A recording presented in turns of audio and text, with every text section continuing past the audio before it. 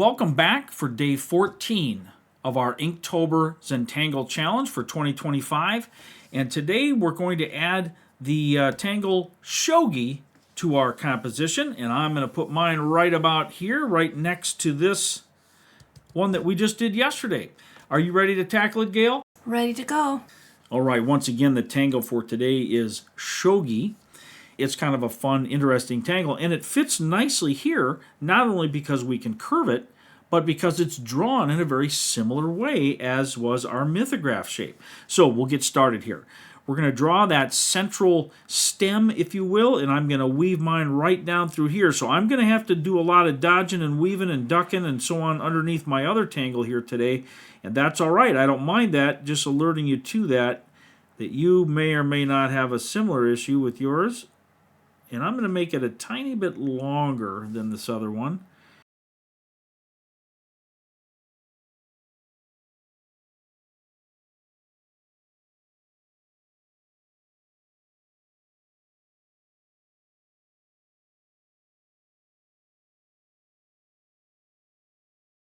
Now here, though, instead of drawing some branches and so on, we're going to draw some little, I guess, bean or seed shapes here.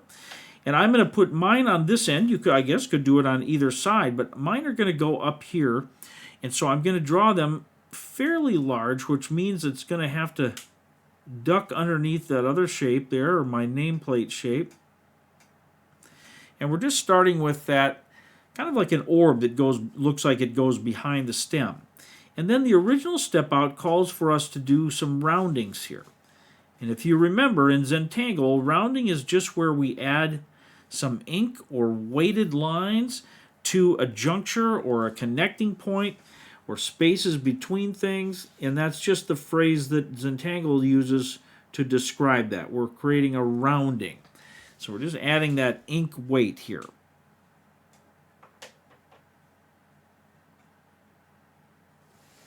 Now, once we have that, we do the next step of our pattern, and that is to create an aura around this entire piece that will connect or tether at the end there.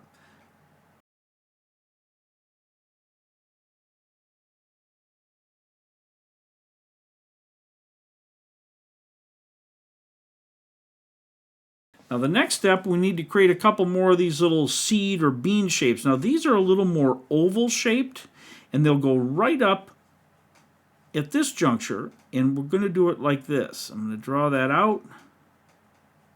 And again, mine is having to duck behind a few things. All right, and then we're going to add those roundings again.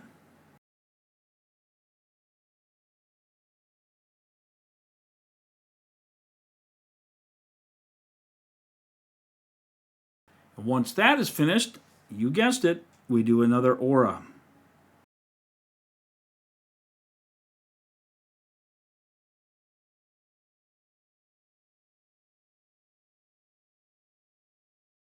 And then we have one more step with these little bean or seed shapes, and I'm going to add another set of them right here above those. And as with the others, we will add the ink roundings.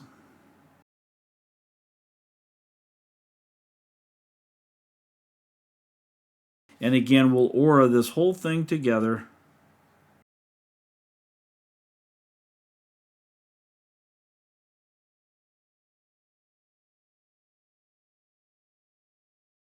Now there's a few ways we could sort of finish off this end based on the original step out, but I'm going to just do a simple little thing here. I'm going to bring out a line, make it a little heavier than normal, and then I'm going to create a little orb here, and I'm going to just aura inside that a couple times, just like that.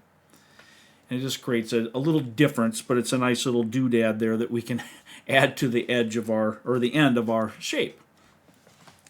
So with that in place, that being the basic tangle, we can move to shading.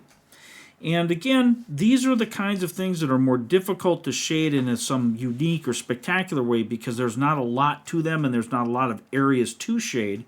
But what I would suggest, I'm going to add some shading up here where it connects to this other tangle.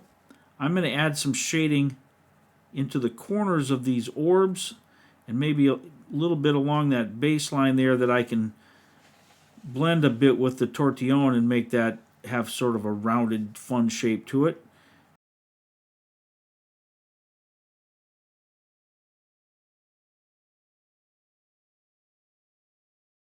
And of course, we might want to create shadows along these overlaps.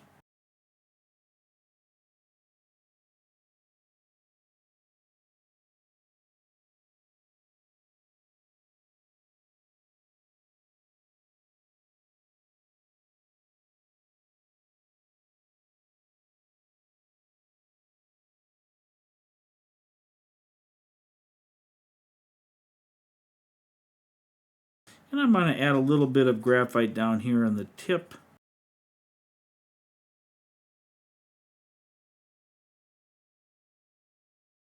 All right, let's blend all that and see what this looks like.